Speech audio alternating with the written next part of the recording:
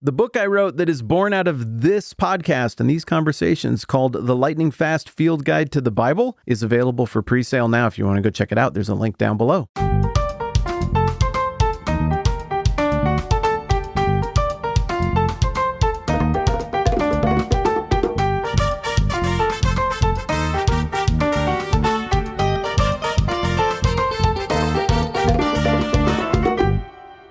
Before the days of broadcast television and modern internet, there was cable television. And one of the advantages of cable television is that all summer long, you could get usually 2 baseball games. But the downside was they were the baseball games of only 2 particular teams. If you had a local team you liked, you'd have to hope to get that on a broadcast or maybe catch them in a game of the week kind of thing. I think ABC had a game of the week or maybe a couple of those.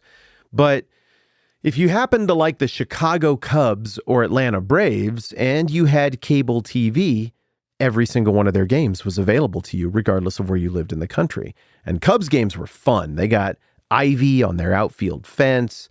It's a historic stadium. It looks like everybody's having fun there, whether they win or lose. Cubs games are pretty cool, even if you're not a Cubs fan, and I'm not. But the Braves games over on WTBS that Ted Turner owned, those were not as much fun. They had AstroTurf.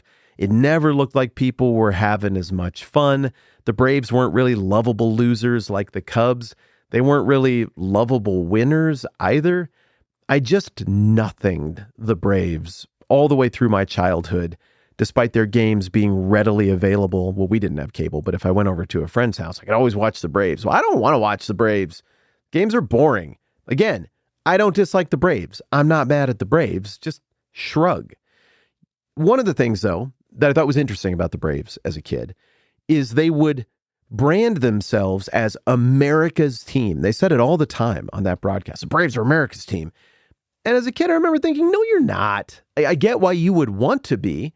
It would be really cool if there were an America's team that transcended all the local markets and everybody rooted for this team. I'd feel really bad for all the other teams that are being ganged up on by the rest of America.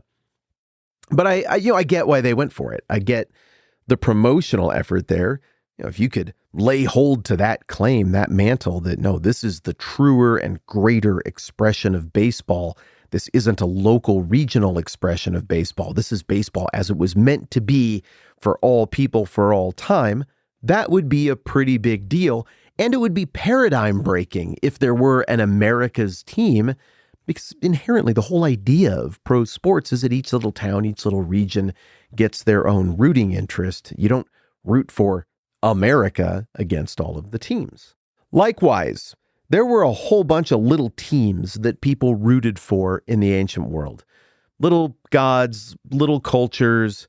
I mean, they're all made up and fake, and most people, wouldn't remember exactly which gods or which religion went with which tiny little foreign people group, but some of them captured people's imagination. Some of those religious franchises, if you will, really popped, like the Ephesians had a great run with the Temple of Artemis.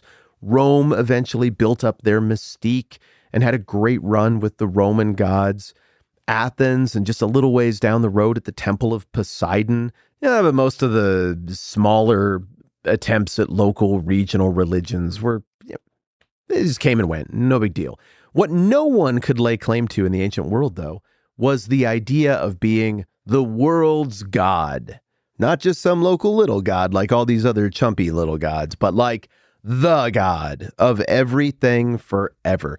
People blustered about it. The Persians thought their gods or religion was the religion of the world, and by force, they kind of made that happen a little bit for a little while. But the truly shocking innovation, the truly shocking claim of not just the New Testament, but also the Old Testament, is that the God we're hearing about here, the God who is in the beginning was the Word, and the Word was with God, and the Word was God. He was with God in the beginning. Through him all things were made. Without him nothing was made that has been made. And the big bold claim of the Bible is that that God really is actually the God who lays claim over everything. Nothing that exists apart from that God. And therefore, very simply, all the other gods, all the other religious franchises are fake. But interestingly, the narrative of the Bible has that God picking one specific family to play out his relationship with the world with, at least in the first place. And it's the family of this guy named Abram, who has his name later changed to Abraham. So way back at the beginning in Genesis, you get a period of history that is super, super, super ancient. This covers stuff like creation and the flood and the Tower of Babel. But then the text moves more into time as we think of time. I would call everything before chapter 12 of Genesis the primeval age or the pre-ancient age. And then once you get to Genesis chapter 12, you're into ancient history as we think of ancient history. Abram gets called by God back in Genesis 12, and from there, the Bible takes a hard turn. It goes from sort of being the story of the pre-ancient world. Then in chapter 12, well, the Bible is closely tethered to the descendants of Abraham, the Israelites, the Hebrews, eventually called the Jews, named for one of the descendants of Abraham named Judah. And the way that this plays out is that God picks Abraham. It looks fairly random in the text. Abraham isn't from Israel. He's from southern Babylon, so like modern day Iraq, maybe Kuwait, depending on how you draw the lines. God picks him and he tells Abram, leave your country. I'm reading from Genesis 12. Leave your country, your people, and your father's household and go to the land I will show you. And then God makes a promise to Abram, later called Abraham, that's going to be the basically plot structure for the whole Old Testament, heck, the whole Bible. The promise goes like this: I will make you into a great nation and I will bless you. I will make your name great and you will be a blessing. I will bless those who bless you, and whoever curses you, I will curse. And this part's important, and all peoples on earth will be blessed through you. Abram's superpower is that he believed God. So God picks him and is like, go leave your country and do this. I'm making you this promise. The very next verse is, so Abram left as the Lord told him, and Lot went with him, and the family goes, and just Abram's like, okay, well, you're God, you said so, and then he does it. Abram is not perfect. He does some goofy stuff. His faith wobbles here and there. We get as close a look at him as we do just about any character in the whole Old Testament. And by the time Abraham dies, God's promise seems to be in full swing. He has descendants. Those descendants flourish. They have two kingdoms for a while in the Old Testament. The northern kingdom is called Israel. The southern kingdom is called Judah. The people of Judah get conquered by the Babylonians and taken into captivity in the 500s BC. Eventually, after that great calamity under Babylon, the Persians come along and let the Jews go back and rebuild the temple, and that's kind of where the Old Testament leaves off. Throughout the Old Testament, though, you constantly have in view that part of the promise that I said, this part is important back there in Genesis 12.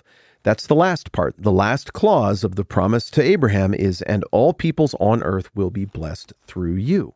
Now, even though the Old Testament fixates very heavily on Abraham's descendants and this particular family, it never loses sight of the reality that God isn't just for the Jews. This whole God thing, the God of Abraham, the God who is I am, was always meant to be, and indeed always truly was, America's team. The God of all the gods, not just the God of the Jews and one more regional ethnic God who people reference before they go out and fight and try to assign some sort of theological meaning to what's happening. Oh, God is on our side. God wills it. No, no, no, no, no. God is bigger than that. He is not slave to his people. He's not a creation of his people. He's not a mascot for his people. These other cheap gods made of wood and stone, they are. This is the God, and the reason he's working with these people is, one, because they're his people, and he loves them. But reason number two is because this relationship between God and his people is going to play out in front of everyone, and it will do so as a witness to the true reality of the trueness and fullness of God, and as an invitation for all the nations down the road to come and be a part of America's team, worship this one true God. That analogy, it pains me a little bit. It sounds a little bit weird to call that America's team. I think I'm just going to move away from that right now, but I think you get what I'm talking about there. And the reason I'm bringing all of this up is because in this prologue in John 1 that we're looking at, this idea of the world, like the whole world and its relationship with the one true God is on display. We don't tend to catch it because we're reading this in the 21st century, and we are fully at peace with the idea that the God of the Old Testament, the God of Abraham, the great God I am, who revealed himself to Moses in the burning bush, is the God for everyone. But in Bible times, not everybody got that. It wasn't a common way to think about how God is. People thought in terms of local religious franchises, not one God who is of the whole world and who invites all the people, even rival peoples, to come and worship him and eat at his table and be called sons and daughters and to share in his singular inheritance. This is a revolutionary idea, and it's not one that's made up as you get into the New Testament. It's one that's on display in practically every single book of the Old Testament. But for now, let's look a little more closely at this prologue in John 1 and consider this theme of the world. Okay, let's keep our antenna out as I read. In the beginning was the Word, and the Word was with God, and the Word was God. He was with God in the beginning. Through him, all things were made. Without him, nothing was made that has been made. Okay, now consider that phrase we've read several times in light of this biblical motif we've been talking about today. God didn't just create the realm of the Jews. God created the realm of everything. He's Lord of everything. In him was life. Well, life is a universal idea. And that life was the light of the Jews? No, that life was the light of men. All of them, all of humanity. Once you start looking at this theme of the universal authority of God in John 1, you just start to see it everywhere. Let's keep going. The light shines in the darkness, but the darkness has not understood it or overcome it. There came a man who was sent from God. His name was John. He came as a witness to testify concerning the light, so that through him, ready, all men might believe.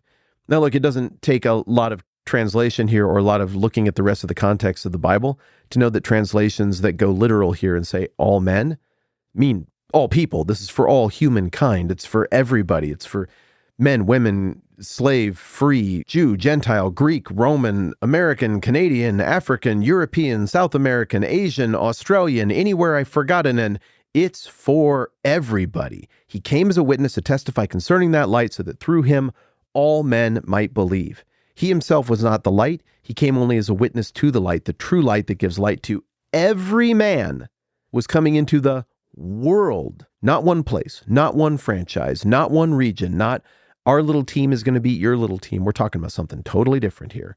He was in the world. And though the world was made through him, he owns the whole thing, the world did not recognize him. So this isn't just a Jews rejected Jesus problem. The world rejected Jesus. He came to that which was his own. And this is what we're going to fixate on tomorrow. But his own did not receive him. Yet to all who received him, to those who believed in his name, he gave the right to become children of God, children born not of natural descent, nor of human decision or a husband's will, but born of God. You're seeing it, right? Once the antennae are out for this theme of God is the God of everybody, the Word is becoming flesh for everybody. This isn't local, regional, ethnic, specific. This is the God of all the world, and we are talking to all the world here. I mean, for God so loved the world that he gave his one and only son. I mean, once you have your antenna out for it, it's everywhere. Tomorrow, we're going to look at a few more places in the Old Testament that point to this theme in the prologue here in John 1, and we'll try to make sense of that phrase in verse 11. He came to that which was his own, but his own did not receive him. Despite being sick, I am having a lot of fun with this prologue here in John 1. I hope you are as well. I'm Matt. This is the 10-Minute Bible Hour podcast. Let's do this again soon.